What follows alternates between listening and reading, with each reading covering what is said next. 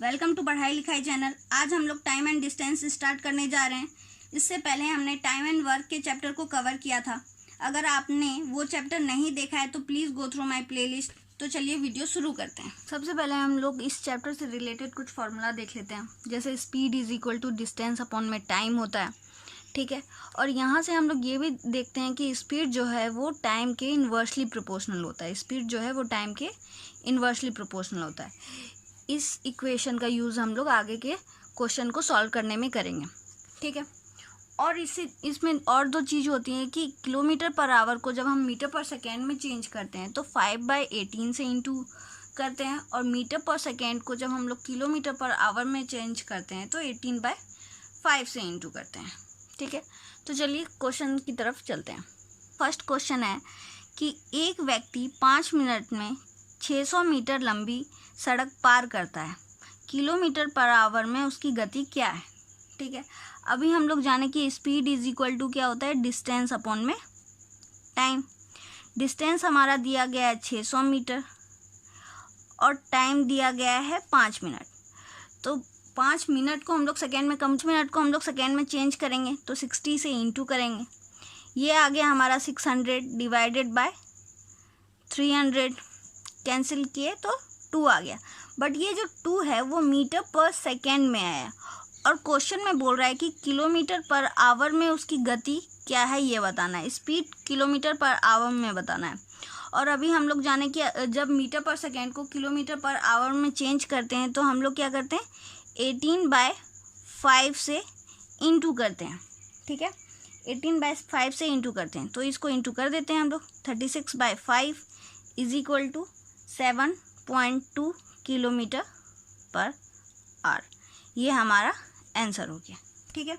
चलिए next question की तरफ चलते हैं। नेक्स्ट क्वेश्चन है हमारा कि एक लड़के को 35 मीटर भुजा वाले वर्गाकार खेत के चारों ओर दौड़ने में कितना समय लगेगा, टाइम निकालना है, अगर वह 9 किलोमीटर पर आवर की दर से दौड़ता है। तो हम लोग फॉर्मूला से जानते हैं क्या, speed is equal to distance upon में टाइम, ठीक है। स्पीड हम लोग को दिया गया है 9 किलोमीटर पर आवर, तो 9 लिख देते हैं यहाँ। डिस्टेंस है 35 मीटर भुजा वाले वर्गाकार खेत, दैट मीन्स वर्गाकार खेत है, ऐसे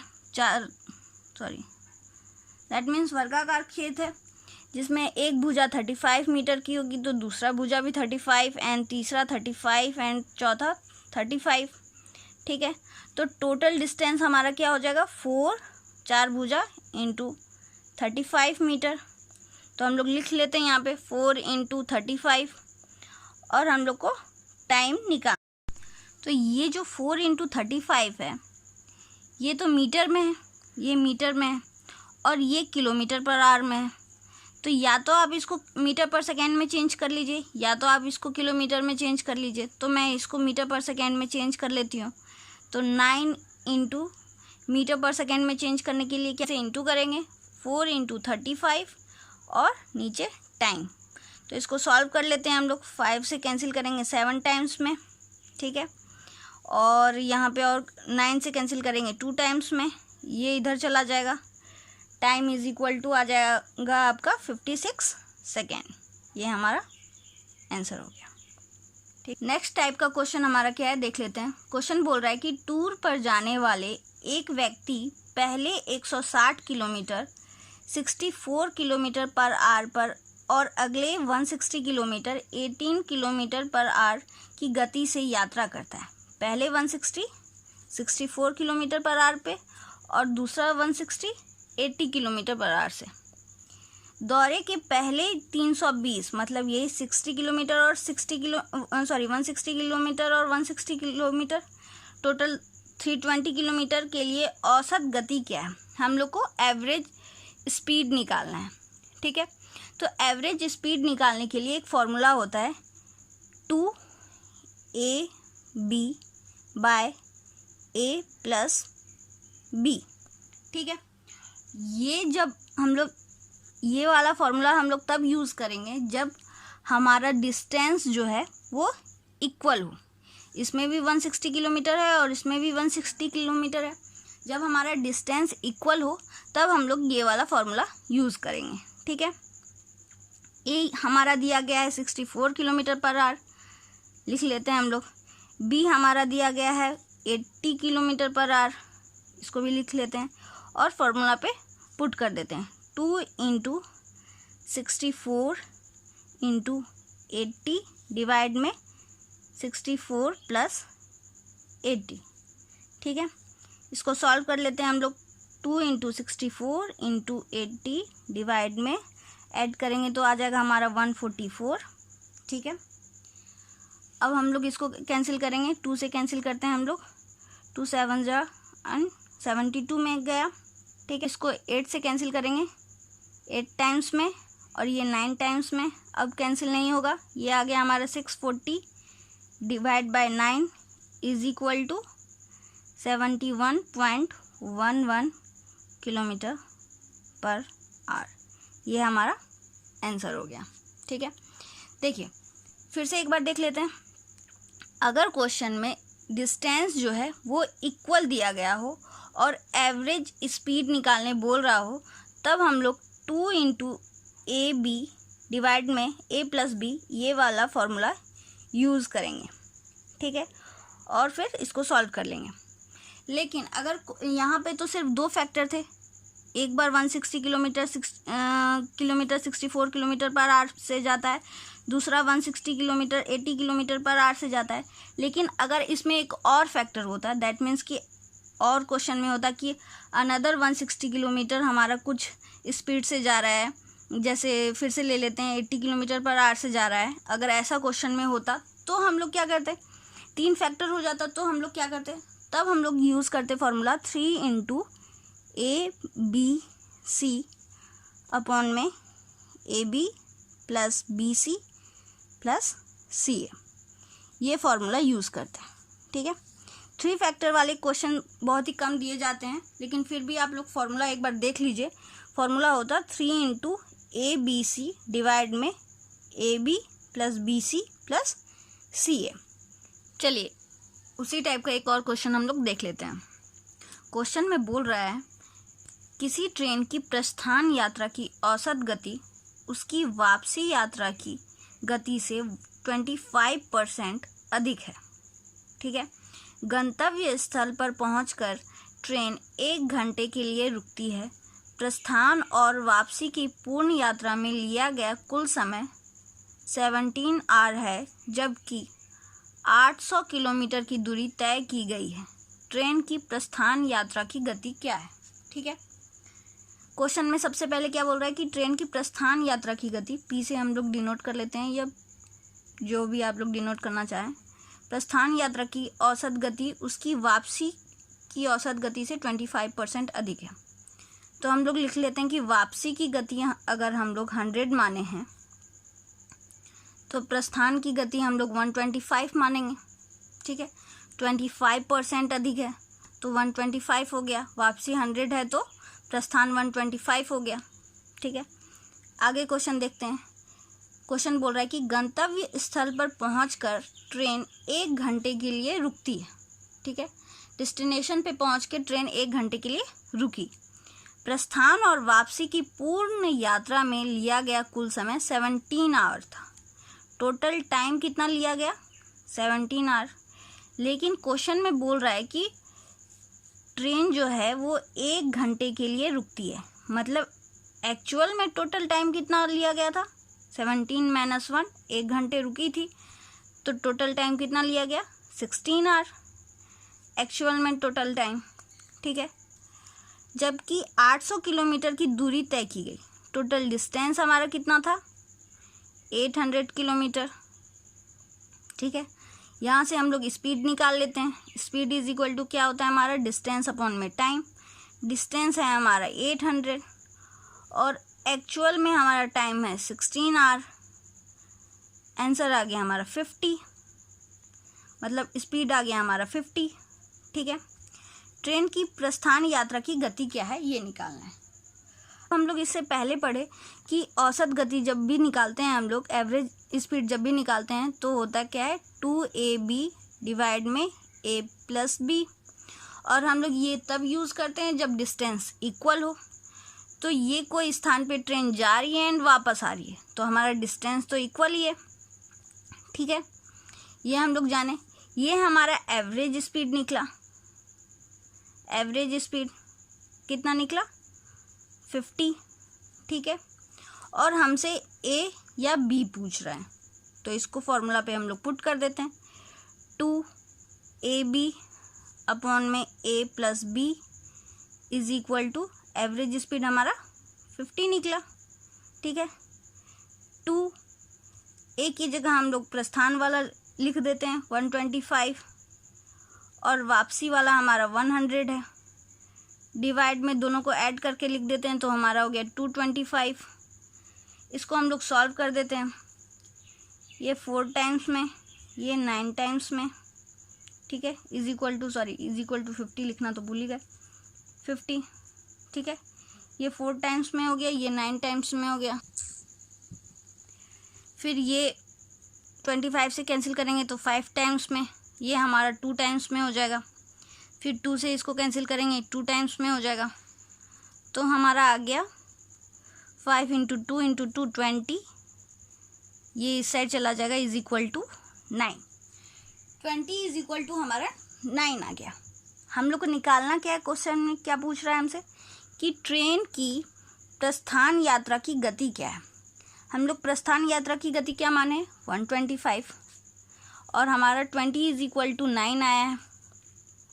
20 इज इक्वल टू 9, तो 125 इज इक्वल टू 9 × 125 डिवाइड में 20। इसको सॉल्व कर देंगे, ये 5 टाइम में 4 टाइम्स में जाएगा 5 से, और ये जाएगा हमारा 2 एंड 5, 25 टाइम्स में जाएगा, ठीक है। तो हमारा 225/4 सॉल्व करेंगे तो ये आ जाएगा हमारा 56.25 किलोमीटर पर आवर, ठीक है। फिर से एक बार देख लेते हैं इसको।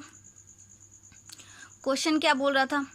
क्वेश्चन बोल रहा था कि किसी ट्रेन की प्रस्थान यात्रा की औसत गति उसकी वापसी यात्रा की औसत गति से 25% अधिक है।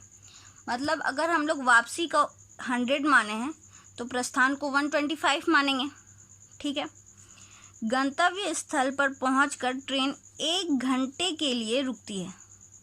प्रस्थान और वापसी की पूर्ण यात्रा में लिया गया कुल समय 17 आवर है। मतलब टोटल समय जाने और आने में 17 आवर लगे थे उसको, लेकिन जब वो डेस्टिनेशन में पहुंच गई थी तो 1 घंटा ट्रेन रुकी थी, ठीक है। तो टोटल एक्चुअल में टाइम कितना लगा था, 16 आवर लगा था, ठीक है। टोटल डिस्टेंस हमारा 800 था। स्पीड हम लोग निकालिए डिस्टेंस अपॉन में टाइम, 800/16 50 आ गया। ये 50 आ गया हमारा एवरेज स्पीड, ठीक है। यहाँ क्वेश्चन में बोल रहा है कि औसत प्रस्थान और वापसी की पूर्ण यात्रा में लिया गया कुल समय था इतना, तो ये हमारा आ गया एवरेज स्पीड, ठीक है। अब हम लोग निकालना क्या है, हम लोग को निकालना है ट्रेन की प्रस्थान यात्रा की गति, ठीक है। तो हम लोग जानते हैं एवरेज स्पीड निकालने के लिए फॉर्मूला होता है हमारा 2 × AB बाय में A + B। तो A हम लोग 125 को माने और B हम लोग 100 को माने। A + B हमारा 225 हो गया। इसको सॉल्व किए तो हमारा आ गया 20 इज इक्वल टू 9, ठीक है। हम लोग को निकालना था प्रस्थान गति। प्रस्थान गति हम लोग 125 माने, तो जब 20 is equal to 9 then 125 is equal to, इसको सॉल्व कर दिए तो हमारा आंसर आ गया 56.25 किलोमीटर पर आवर। ये हमारा आंसर हो गया। चलिए नेक्स्ट टाइप के क्वेश्चन को हम लोग देख लेते हैं। टाइप 3 का क्वेश्चन बोल रहा है कि राहुल को एक निश्चित दूरी तय करने में 15 मिनट अधिक लगते हैं, जो उनकी सामान्य गति का 75% है। समान दूरी तय करने के लिए राहुल द्वारा लिया गया सामान्य समय ज्ञात कीजिए, ठीक है। तो क्वेश्चन में बोल रहा है कि उस सामान्य गति से जब वो 75% चलता है, मतलब अभी करंट स्पीड उसका कितना है, करंट स्पीड कितना है 75, और एक्चुअल स्पीड उसका कितना है एक्चुअल स्पीड उसका कितना है 100।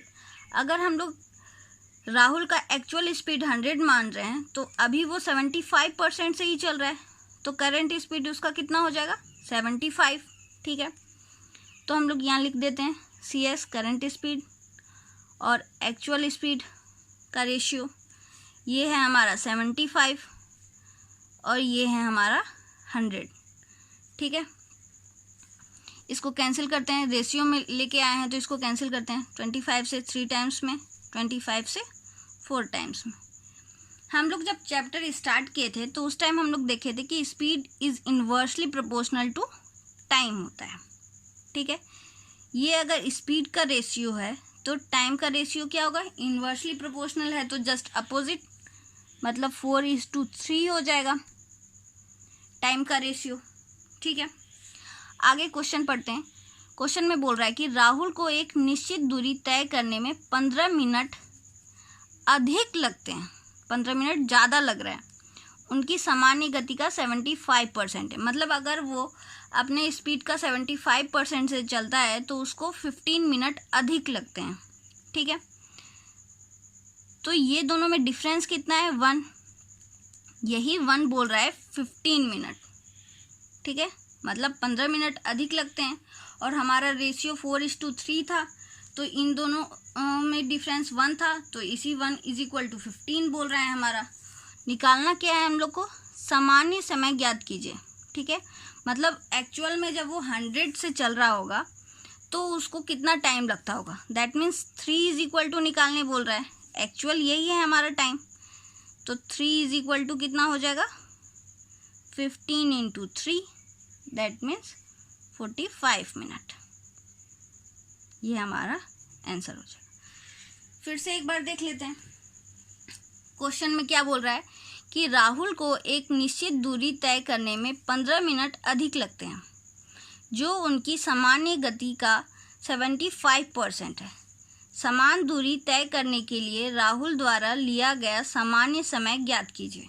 ठीक है, क्वेश्चन बोल रहा है कि राहुल जो है जब अपना एक्चुअल स्पीड से चलता है तब वो जितना समय लेता है और अपना 75% स्पीड से जब चलता है तब जो समय लेता है, उन दोनों का डिफरेंस 15 मिनट है।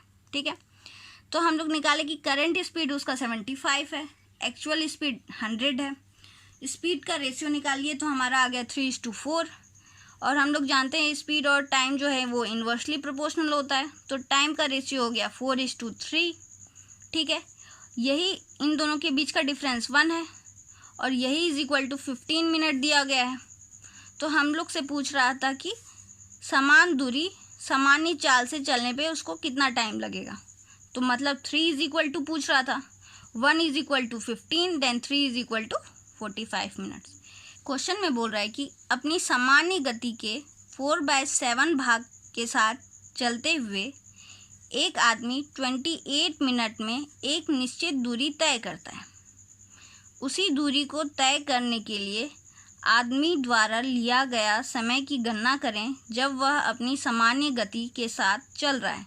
समान दैट मीन्स एक्चुअल, जो उसका एक्चुअल स्पीड है। ठीक है, बोल रहा है कि अपनी सामान्य गति के 4/7 भाग से, दैट मीन्स हमसे बोल रहा है कि करंट स्पीड उसका 4 है। ठीक है, और एक्चुअल स्पीड उसका कितना है 7 है। ठीक है, यही हमसे बोल रहा है 4/7, दैट मीन्स करंट स्पीड 4 और एक्चुअल स्पीड 7। एक आदमी, ये हमारा स्पीड का रेशियो आ गया, तो टाइम का रेशियो इसका जस्ट अपोजिट होगा क्योंकि speed is inversely proportional to time होता है, तो 7:4 होगा टाइम का रेशियो। आगे देख लेते हैं क्या बोल रहा है। एक आदमी 28 मिनट में एक निश्चित दूरी तय करता है। ठीक है, जब वह अपनी गति के 4/7 भाग के साथ चलते हुए एक आदमी 28 मिनट में, मतलब ये 7 दिया गया है 28 मिनट। ठीक है,